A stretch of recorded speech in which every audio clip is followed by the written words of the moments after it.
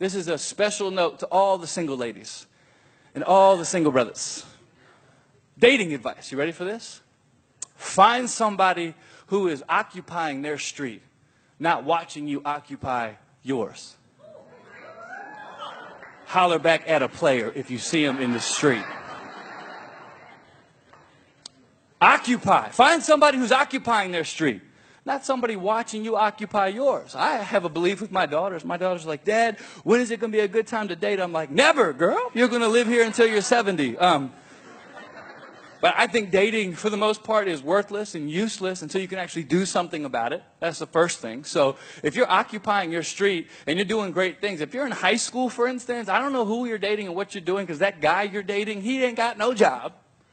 He has nothing to offer you just yet. I think it's a good idea to occupy your street and just keep on occupying your street. And then eventually, if you occupy your street faithfully enough, you're going to find somebody who's occupying their street. But here's what happens when people get a little bit lonely, especially when you start talking about single adults, which my church is full of. Like, it's one thing to claim purity, occupy my street. But you go through 2 Februaries of like Valentine's Day with your parents, and then it's like, and then your standards start dropping. Like, you used to want a man of the cross, and then 2 years later, a girl will just accept a guy that has a tattoo of a cross. My belief is that you can occupy your street in such a way where when you start getting romantically inclined, you don't have to get off your street and go search for somebody else. Oh, but he's sweet, though. I don't care if he's sweet. Oh, but she's a good girl. A good girl? First of all, you want somebody who's about Jesus in such a way where the only way you can find this person is if you go so deeply into the things of God, because that's where they occupy all their time. You want to know what my dating advice is this? You ready? Listen, all the single people in here, in there. Here's how I believe you should occupy your street as a single person. You just run and you serve God. You're running. This is me running. And you pick your head up once in a while. You look around. If you see anybody that you think is attractive and they're occupying their street, you look down and keep running again.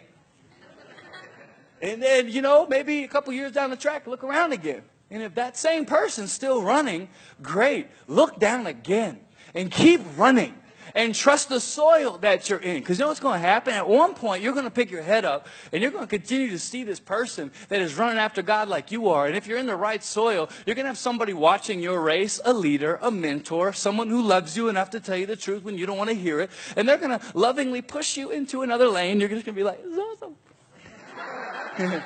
And before you know it, it's going to be so obvious that that person is running the same race as you, occupying the same street as you, that you're not going to have the devastating testimony of so many people in our country that were going awesome for God, doing great things for Jesus, but then I started dating Ann. What if you changed the culture? And your only testimony was, I've been occupying my street. And I occupied Matthew 6:33, which is you seek first the things of God, and everything everybody else is chasing is going to land at your feet.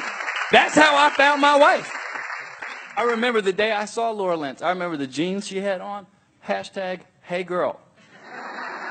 And I remember I started a church stalk. And I don't believe there's any problem with that. Meaning, like, everywhere she was, I ended up being like, oh, I can't believe we're worshiping together in the same row. What's up, girl?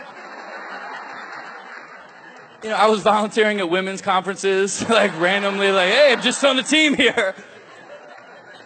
And Laura was building the youth ministry at Hillsong Church.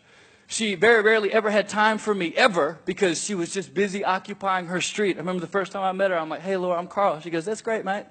And kept on going. I was like, oh my gosh, I love you. I got to have you. But if somebody you are interested in when you are down the road is really available, you might want to check why they're so available. I believe the most attractive thing somebody can ever do in the kingdom of God is serve Jesus like he's the only part of their picture. Not part of their picture, not a little bit of it. He's everything. So some of you who are occupying your street faithfully, wondering someday if God going to bring you the right person, absolutely. Some of you who've had horrible past history with making the wrong decisions as you've dated, why not make a fresh decision to stay occupied, planted, serving God, wide awake to all the things that could go wrong by getting out of God's soil and all the things that can go right. If I just occupy wide awake to the things of God, I can avoid so much heartache and pain.